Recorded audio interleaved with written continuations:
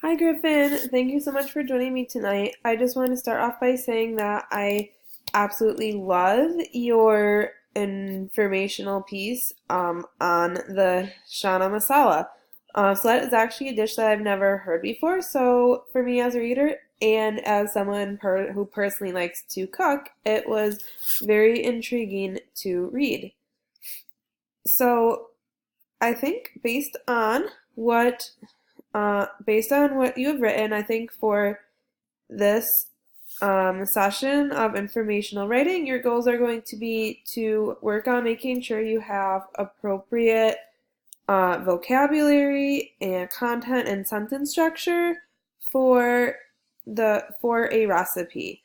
So something that I noticed was that in your instructions, it almost sounds like you're speaking out loud to yourself rather than writing this for a reader. So something to consider is your audience. So is this piece meant for an adult who is skilled in cooking, or is this piece meant for a teenager or a young adult who is new to cooking and might not know what it means to sputter or what it means for an onion to caramelize? So that's just something to consider when you're looking at the comments that I left on your piece.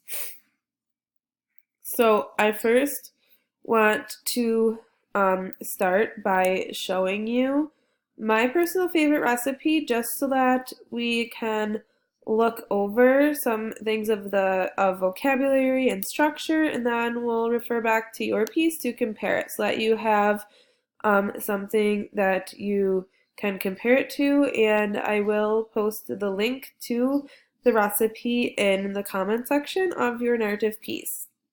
So my favorite dish to make is pasta fagioli soup, and I'm not going to focus on the ingredients for today because you did a fantastic job with that. What I want to look at is the directions.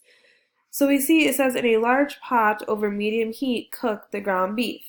In your recipe, the first mention of a container is the food processor.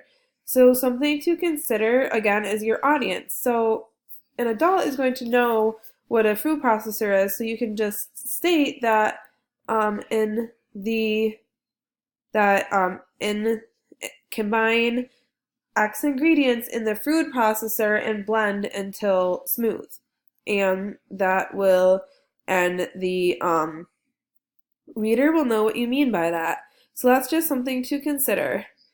And then I want you to look at the organization of the sentence. So it says here, stir in the chopped onions, carrots, celery, and minced garlic. Cook for 10 minutes, stirring occasionally. So I noticed the ingredients here are separated by commas, and yours are separated by um, backslashes. So again, consider your context as a recipe. You don't really see backslashes in recipes. If you look throughout the whole recipe, you'll see that all the ingredients and even all of the different parts of a step are separated by commas. So that's just something to consider for the appropriate style of your piece.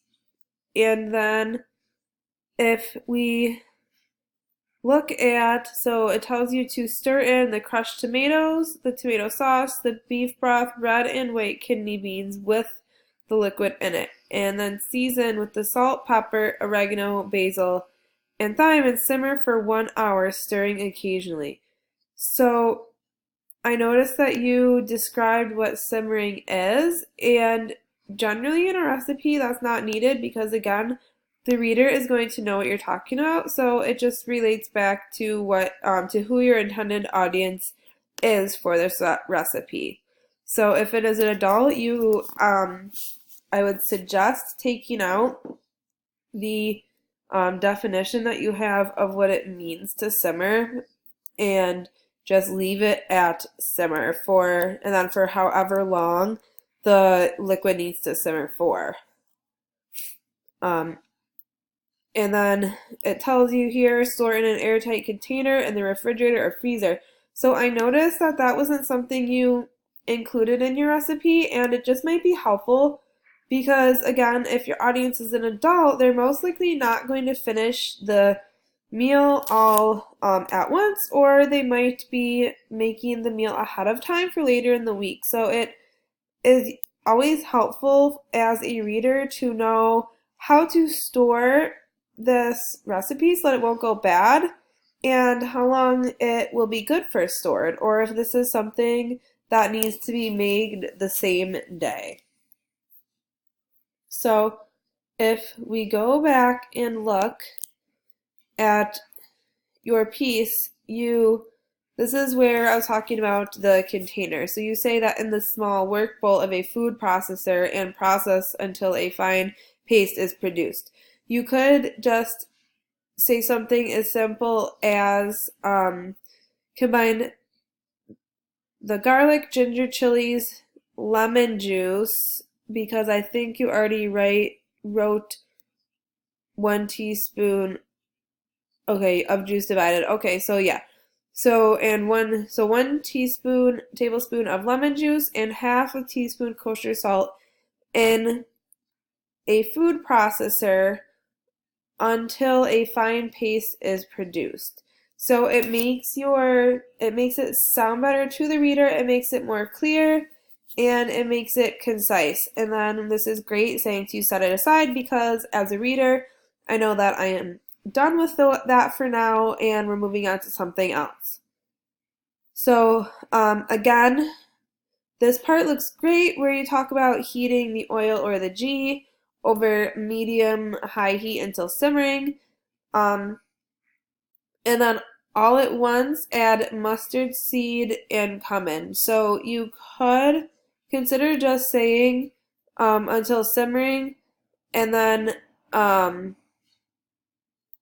you could say that like once the oil is simmering, add in the mustard seed and cumin, rather than saying the all at once, unless you're previously combining the mustard seed and the cumin. It would technically be separated.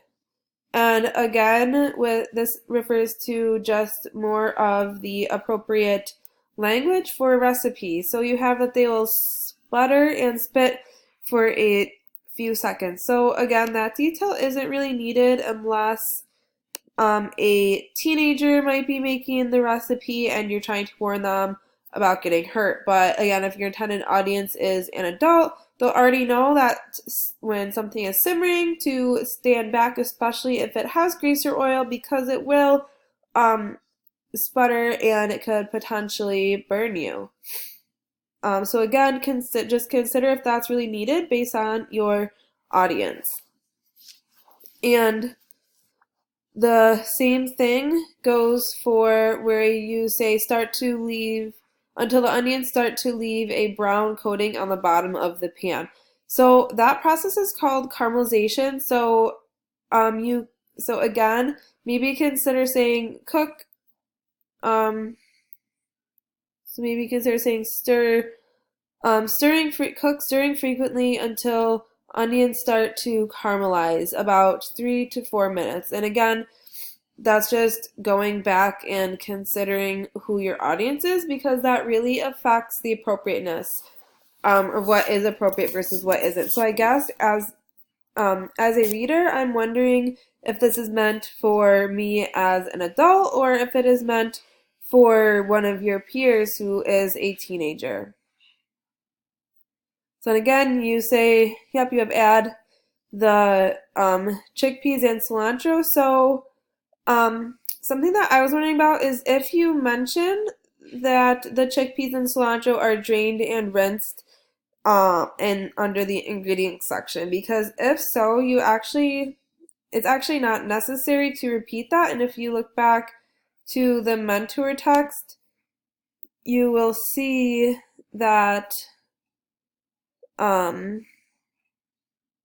so actually nothing here had to, yeah, so it says drain the liquid from the cooked beef if there is any, because up here it just says 1 pound of ground beef. So it's clarifying for the reader what to do. But when it's already stated up here. So this is just another option to consider.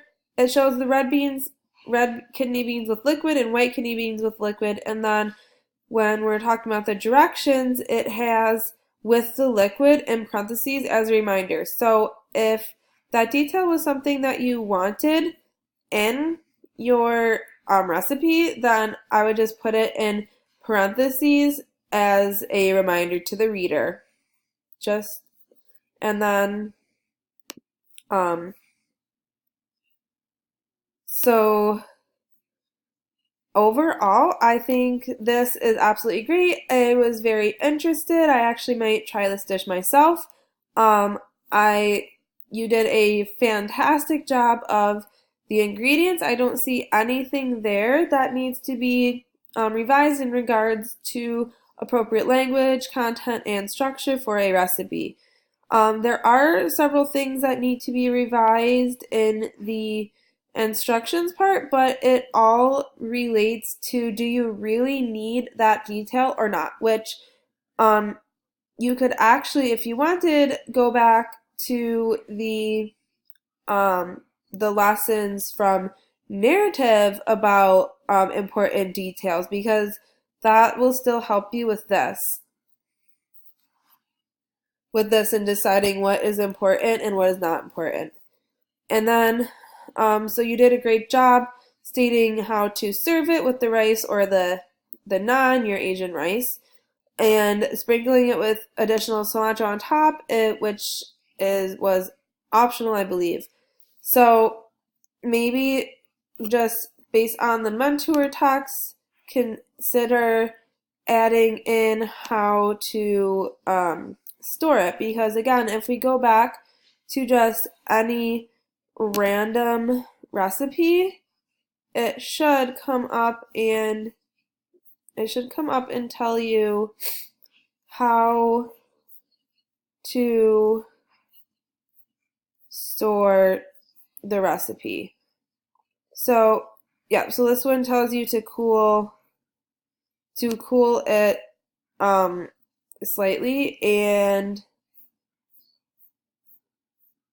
so this one actually doesn't tell you how to, but they're muffins, and it looks like it only makes 12 muffins, so that would be enough for a family breakfast in that case. So that wasn't the best example. Let's see if there's anything on this recipe about storage, because I just want to make sure that it is consistent. So again, we see the ingredients. It tells what's optional, which you did, and there's lots of pictures.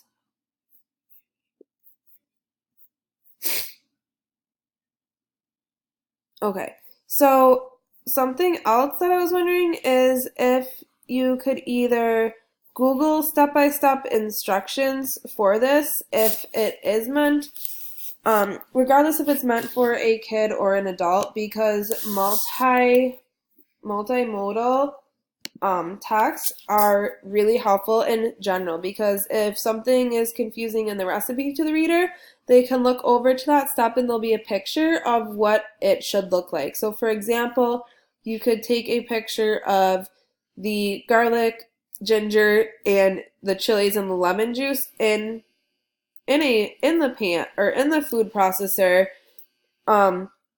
once it has the consistency of a paste. And then again, you could take a picture of the caramelized onions in the pan, or find a picture of caramelized onions on Google to add in next to it. Now, that's not something that you have to do. It's just something to consider. A great resource is Adobe Spark. They have a ton of different multimodal resources and options, and it is completely free. So once again, thank you for joining. I really enjoyed reading your piece, and I can't wait to see what you do next week.